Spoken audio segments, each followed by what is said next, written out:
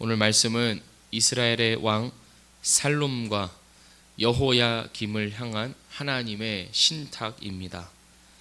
살롬 왕은 요시야의 넷째 아들로서 요시야가 죽은 후에 유다의 17대 왕으로 세워졌습니다. 왕으로 세워진 후 살롬은 우리가 아는 것처럼 여호아하스로 불렸습니다.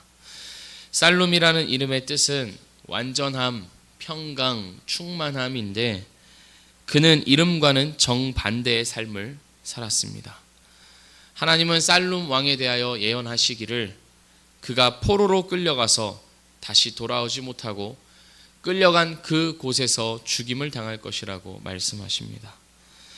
예레미야는 확고하고 최종적인 살롬 왕의 운명을 강조하기 위해서 다시 돌아와서 그 고국을 보지 못할 것, 다시 돌아오지 못하고 이 땅을 다시는 보지 못하리라 라는 표현을 반복적으로 사용하고 있습니다. 살롬의 포로 생활이 최종적이어서 그의 운명에 아무런 변화도 없을 것을 강조하는 것입니다. 그 이유가 무엇일까요? 열왕기하 23장 32절은 이렇게 기록하고 있습니다. 여호아하스가 조상들의 모든 행위대로 여호와 보시기에 악을 행했다.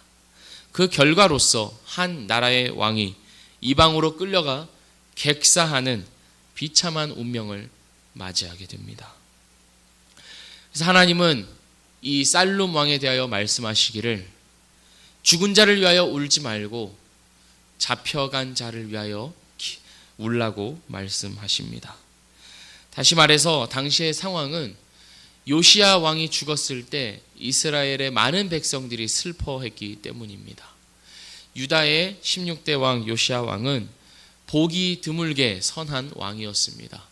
하나님 보시기에 신실하였고 또한 종교개혁을 단행하여서 이스라엘 전역에 새로운 하나님을 향한 그 바람을 일으켰던 아주 훌륭한 왕이었습니다. 근데 그 나라 그 요시야 왕이 애굽 왕 느고에 의해서 일찍이 죽임을 당하게 되자 이스라엘 전체가 그 요시야 왕을 생각하며 슬퍼하고 애곡하였던 것입니다. 그러나 하나님은 그러한 이스라엘 백성들에게 말씀하시기를 그 요시야 왕을 위해서 울지 말고 이제 앞으로 잡혀갈 너희의 왕 여호아하스를 위해서 울라라고 말씀하십니다. 그 이유가 무엇입니까? 요시야 왕은 이미 죽어서 하나님 품에 하나님 곁에 그 평안하고 즐거운 곳에 이미 거하여 있지만 앞으로 당하게 될 여호아하스의 운명은 너무나도 끔찍할 것이기 때문입니다. 비단 여호아하스뿐만 아니라 하나님께 순종하지 않은 모든 이스라엘 백성들도 마찬가지로 포로로 끌려가서 그곳에서 심각한 고통을 당할 것이기 때문에 너희들이 울어야 할 것은 바로 그 현실이다 라고 말씀하시는 것입니다. 이렇게 말씀하시는 의미가 무엇이겠습니까? 우리가 보아야 할 것은 과거의 어떤 일들이 아니라 지나간 어떤 사건들에 대해서 우리가 후회하고 울어야 할 것이 아니라 하나님 앞에 신실하지 못하게 살아가고 있는 우리의 현실, 그리고 이러한 우리의 현실이 가져오게 될 앞으로의 고통에 대해서 우리가 직면하고 그거에 대해서 슬퍼할 수 있어야 한다라는 말씀을 하시는 것입니다. 이어서 하나님은 여호야김에 대해서 말씀하십니다. 하나님은 여호야김에게 화가 있을 것이라고 말씀하십니다. 그 이유가 무엇입니까? 13절이 말하고 있는 바 불의로 그 집을 세우고 부정하게 다락방을 지었기 때문입니다. 불의와 부정으로 왕궁을 건축한 것입니다. 뭘 어떻게 했길래 불의와 부정으로 건축을 했다 말씀하시는 걸까요? 이어지는 하나님의 지적이 설명해 줍니다. 13절 말씀을 제가 읽겠습니다. 불의로 그 집을 세우며 부정하게 그 다락방을 지으며 자기의 이웃을 고용하고 그의 품삯을 주지 아니하는 자에게 화 있을진저. 자기의 이웃을 고용하고 그의 품삯을 주지 않았습니다. 왕궁을 화려하고 웅장하게 짓기 위하여서 많은 백성들을 동원하였습니다. 그런데 그 백성들, 그 품꾼들에게 아무 임금도 주지 않은 것입니다. 이들도 먹고 살아야 하고 또 먹여 살려야 할 가정이 있는데 그들에게 임금을 주지 않음으로써 뭘 한 것입니까? 자기 백성을, 하나님의 백성들을 노예 취급을 한 것입니다. 그 먼 옛날 애굽에서 포로 생활을 하던 이스라엘에게 대하여 바로 왕이 했던 것과 똑같이 이스라엘의 왕이, 하나님이 세우신 왕이 하나님의 백성들에 대하여서 똑같은 짓을 하고 있는 것입니다. 그래서 하나님은 이 왕궁이 불의와 부정으로 세워졌다고 지적하십니다. 14절을 보면 여호야김에게 화가 임하는 또 다른 이유가 등장합니다. 14절 말씀을 제가 읽겠습니다. 그가 이르기를 내가 나를 위하여 큰 집과 넓은 다락방을 지으리라 하고 자기를 위하여 창문을 만들고 그것에 백향목으로 입히고 붉은 빛으로 칠하도다. 우리는 이 문장에 주목해야 합니다. 내가 나를 위하여, 자기를 위하여 왕궁을 크게 짓고 온갖 화려하고 사치스러운 장식으로 왕궁을 꾸밉니다. 왜 그렇습니까? 그 왕궁이 곧 자기 자신이었기 때문입니다. 여호야김은 이렇게 생각한 겁니다. 내가 역대 다른 이 유다의 왕들보다 훌륭해지기 위해서는 이 왕궁이 더 크고 화려하고 멋있어져야 한다고 믿었습니다. 그래서 자기 백성을 노예로 삼는 무리수를 두면서까지 이 왕궁을 불의와 부정으로 건축한 것입니다. 하나님은 여호야김을 향해 반문하십니다. 15절 말씀입니다. 내가 백향목을 많이 사용하여 왕이 될 수 있겠느냐? 내가 백향목을 많이 사용하여 왕이 될 수 있겠느냐? 백향목은 당시의 건축 자재 중에 최고급 자재였습니다. 솔로몬도 성전과 왕궁을 짓기 위하여서 두로왕 히람으로부터 엄청난 양의 백향목을 공급받았습니다.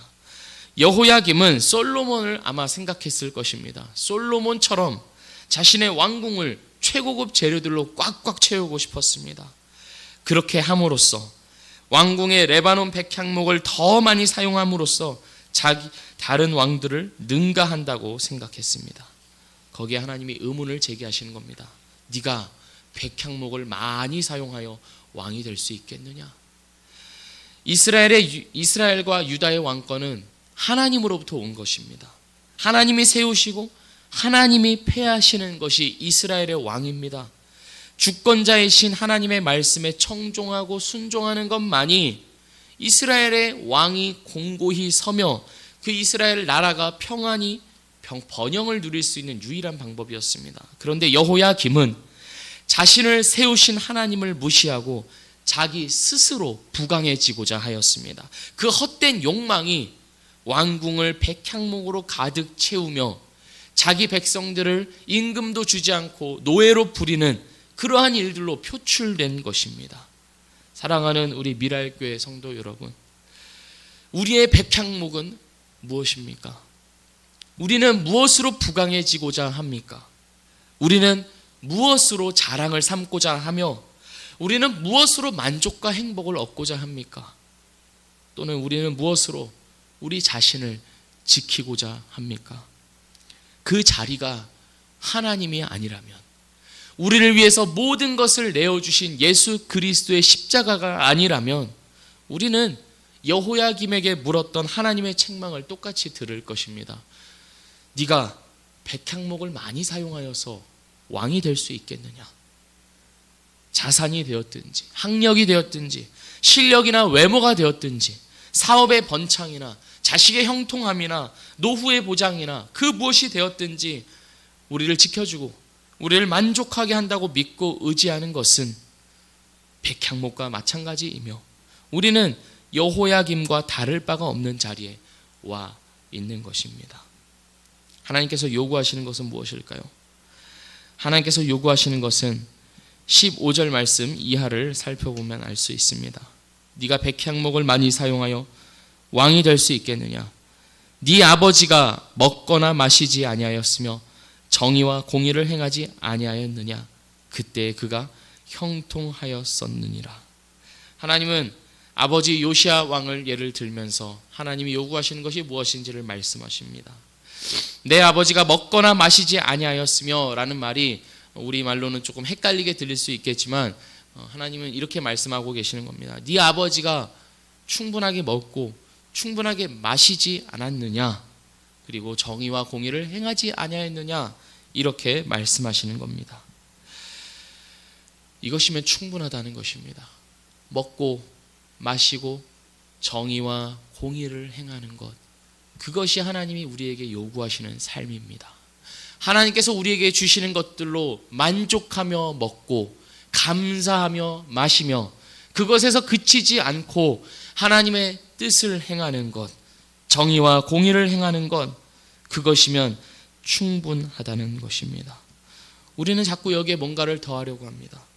먹고 마실 뿐만 아니라 더 먹고 더 마시고 더 누리고 더 채우고 더 소유하고 더 자랑함으로써 더를 우리의 삶에 자꾸만 들여놓으려고 합니다. 그게 아니라는 것입니다. 먹고 마실 수 있으면 충분할 줄 알아야 하는 것입니다. 우리가 하루도 빠짐없이 주어지는 하나님의 공급하심 속에 있음을 믿고 그 하나님께 온전히 기대어서 살아가는 삶이 필요한 것입니다. 우리는 정의와 공의를 또한 행해야 합니다. 하나님의 사랑이 흘려 보내지는 삶, 가난한 자와 궁핍한 자를 변호하는 삶, 내 이웃에게 손길을 더욱 뻗쳐가는 삶, 나를 포기하고 희생하여 내 소유를 더욱 흩어내며 흘려보내며 나누는 삶. 오늘 말씀은 그것이 바로 하나님을 알이라고 말하고 있습니다. 16절 말씀입니다. 그는 가난한 자와 궁핍한 자를 변호하고 형통하였나니 이것이 나를 알미 아니냐. 여호와의 말씀이니라. 우리의 지식으로서의 알미 아니요 삶의 실천으로서의 하나님을 알미입니다. 우리는 하나님을 이렇게 알아야 합니다. 실천적으로 알아야 합니다. 행함이 없는 믿음이 죽은 믿음이라 한 것처럼 직접 행하지 않는다면 우리는 사실은 하나님을 안다 할 수 없는 것입니다. 사랑하는 미랄교회 성도 여러분, 그것이 바로 하나님 앞에서의 형통한 삶입니다. 우리의 쓸 것은 이미 모두 확보되었습니다. 주님이 우리의 죽음까지도 대신 감당하셔서 나를 살려주시고 복되게 하셨는데, 하나님의 영광을 담아내는 인생으로 불러주셨는데, 주님이 우리의 삶 가운데 무엇을 못 주시겠습니까? 주님이 우리에게 바라시는 것은 정의와 공의를 행함으로써 하나님의 뜻을 행하며 하나님의 백성으로서 이 땅을 살아가는 것입니다. 그렇게 살아감으로써 하나님을 진정 알며 하나님 앞에서 형통한 삶으로 살아가는 우리 모두가 되기를 주님의 이름으로 축복합니다. 나를 위하여 넓은 다락방을 짓는 것이 아니요 하나님을 위하여서 나의 모든 것들을 내어줄 줄 아는 그러한 삶으로 지어져가는 우리 모두가 되기를 주님의 이름으로 축복합니다. 기도하겠습니다.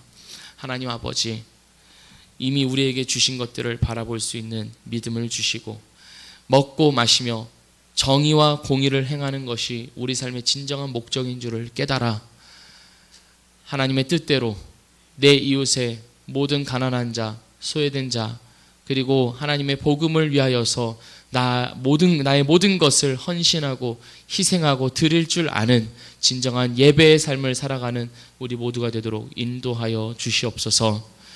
그런 우리를 위하여서 우리를 사용하셔서 하나님의 나라와 하나님의 영광을 이루어 가실 주님을 찬양하오며 예수 그리스도의 이름으로 기도드립니다.